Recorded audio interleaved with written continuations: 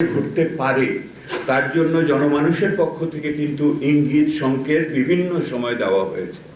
আমি একটা কথাই শুধু বলে এখানে শেষ করতে চাচ্ছি, বাংলাদেশে শুধুমাত্র একটি রাজনৈতিক নির্বাচনী আন্দোলন হচ্ছে না, বাংলাদেশে একটি সাংস্কৃতিক এবং আদর্শগত আন্দোলন হচ্ছে, এবং এই আদর্শগত এবং যাকে আপনারা বলেছেন বাংলাদেশের অস্তিত্বের উপর আঘাত, এই দুটি বিষয় ক্রমান্বয়ে একত্রিত হচ্ছে।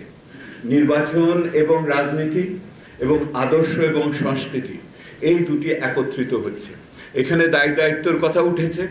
নাগরিক সমাজ ঐক্যবদ্ধভাবে এটার প্রতিবাদ করার ক্ষেত্রে এখন পর্যন্ত, আজকে পর্যন্ত আমি সেই রকম ভাবে আমরা দেখতে পাইনি। আজকের এই উদ্যোগ নিঃসন্দেহে আমাদের উৎসাহিত করবে।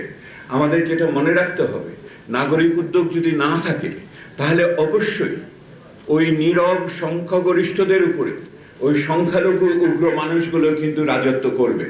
এই সাহসটা আমাদের নাগরিক সাহস দেখানোর এটি সময়, একতার এটি সময়। আরেকটা কথা বলি শেষ করি, বর্তমান সরকারের প্রতি অঙ্গুলি নির্দেশ সকলে মিলে করেছে, এই ব্যাপারে সকলের ঐক্যমত্য আছে। যদি একটি প্রতিষ্ঠানকে আমাদের দায়িত্ব নিতে হয় তাহলে এই বর্তমান সরকারকে দায়িত্ব নিতে হবে। এবং এই সরকারের যে ঘটনাটা ঘটেছে তাদের মনে রাখা উচিত, তারা কোনো নির্বাচিত সরকার না, বৈধ সরকার হয়তো, কিন্তু তারা নির্বাচিত সরকার না। একটি অনির্বাচিত সরকারের শাসন করার যোগ্যতা ক্ষমতা থাকে ততক্ষণ যখন তার নৈতিক বৈধতা থাকে। এই ঘটনার ভিতর দিয়ে বর্তমান সরকার তার নৈতিক বৈধতা অনেক ক্ষেত্রেই হ্রাস করে ফেলেছে।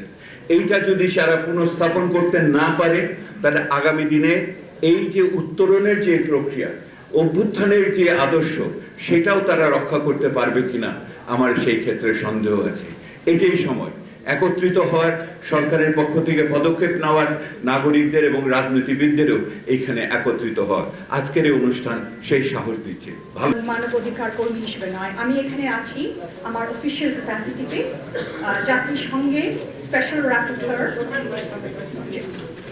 জাতিসংঘের মানবাধিকার কাউন্সিলের নির্বাচিত special rapporteur on freedom of opinion and expression. আজকে কিছু কয়েক ঘন্টা পর জেনিভা থেকে আমার পাবলিক স্টেটমেন্ট আপনারা পাবেন, প্রকাশ হবে। আমি সেটা এখন আপনাদেরকে পড়ে শোনাবো না, কিন্তু সেখান থেকে দু একটা কথা আমি তুলে ধরবো। প্রথমে আমরা সবাই তীব্র নিন্দা এবং প্রতিবাদ করছি যেভাবে ওসমান হাদিকে হত্যা করা হয়েছে দিন দুপুরে, যাতে করে দিন দুপুরে খোলাখুলি ভাবে, যাতে করে আমাদের সবার মধ্যে একটা ভীতি সৃষ্টি হয়। আমি তীব্র নিন্দা এবং প্রতিবাদ করি যেভাবে গণরোষকে একটা অস্ত্র বানিয়ে ডেইলি স্টার এবং প্রথম আলোর উপরে হামলা করা হয়েছে, আবার যাতে গণমাধ্যমের মাধ্যমে যারা কাজ করে সবাইকে ভীতি দেখাবার জন্য।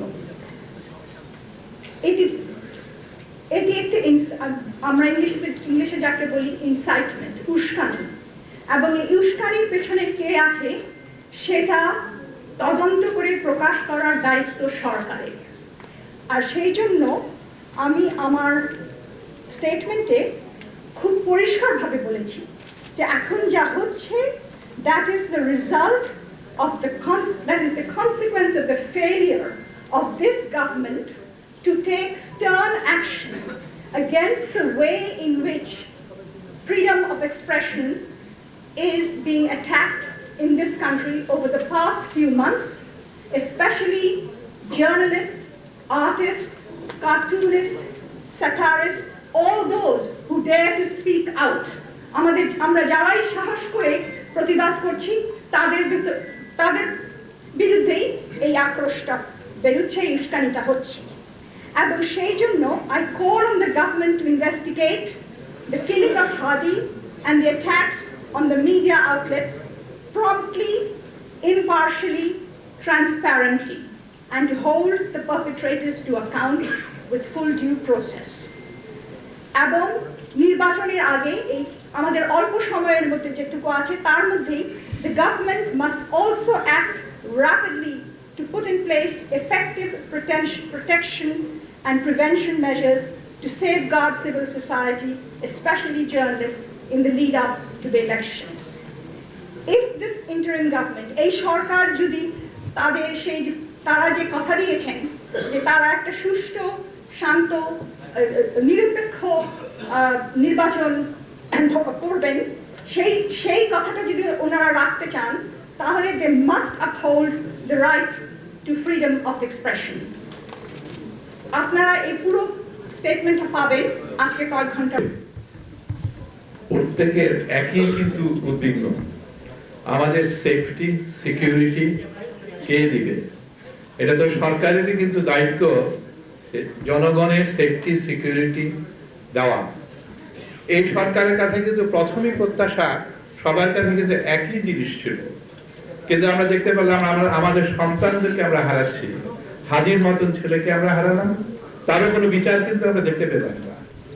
আমরা চিটগাং থেকে আরম্ভ করে আজকে ময়মনসিংহ পর্যন্ত আমরা অনেক ছেলে মেয়েদেরকে আমরা হারিয়েছি, শিশুকে হারিয়েছি, আমরা তার কোনোটাই প্রতিবাদ দেখলাম না। এই মব কালচার সেই ইউনিভার্সিটি সচিবালয় থেকে যে শুরু হয়েছে, তখন থেকে কিন্তু বলা হচ্ছিল মব কালচারগুলি বন্ধ করে। এই মব কালচার কিন্তু একটা সময় আমাদের গলার কাটা হয়ে দাঁড়াবে। আজকে আমরা তারই শেষ পর্যন্ত বহিঃপ্রকাশ দেখতে পেলাম, সে প্রথম আলো, ডেইলি স্টারের মতো সংবাদ পত্রিকাগুলিতে হামলার মাধ্যমে। আর কি আমরা দেখতে চাই? আমরা সরকারের কাছে একটা জিনিসই কিন্তু এখন চাই, আমাদের জান মালের নিরাপত্তা দেন এবং ইমিডিয়েটলি কিভাবে আপনি ইলেকশন করবেন সেটা একটা শান্তিপূর্ণ একটা ইলেকশন আমাদেরকে দিয়ে পরবর্তী সরকারের কাছে হ্যান্ডওভার করে। এটি থাকবে আমাদের দাবি। আমরা সবার সাথে আজকে একত্রে এখানে সম্মতি জ্ঞাপন করব, আমার পথের কাটা দূর করে। একজন কৃষক বলছে তার কৃষকের তার ন্যায্য মূল্য পাচ্ছে না, তার আমার ন্যায্য মূল্যের সুযোগ নেয়। এখন এই যে আমাদের একটা এই সংকটময় একটা সময় আমরা পার করছি, যেখানে আমাদের সবার একসাথে এই সমস্যাগুলো সমাধানে কাজ করার জন্য ঝাঁপিয়ে পড়ার কথা, সেখানে একটা কৃত্রিম একটা সাংস্কৃতিক যুদ্ধ শুরু করা হয়েছে। এই কালচারাল ওয়ার এর শেষ নাই। এখানে আমি বলবো যে এই সাংস্কৃতিক যুদ্ধ বন্ধ করে আমাদের মানুষের কথা একটু শুনুন।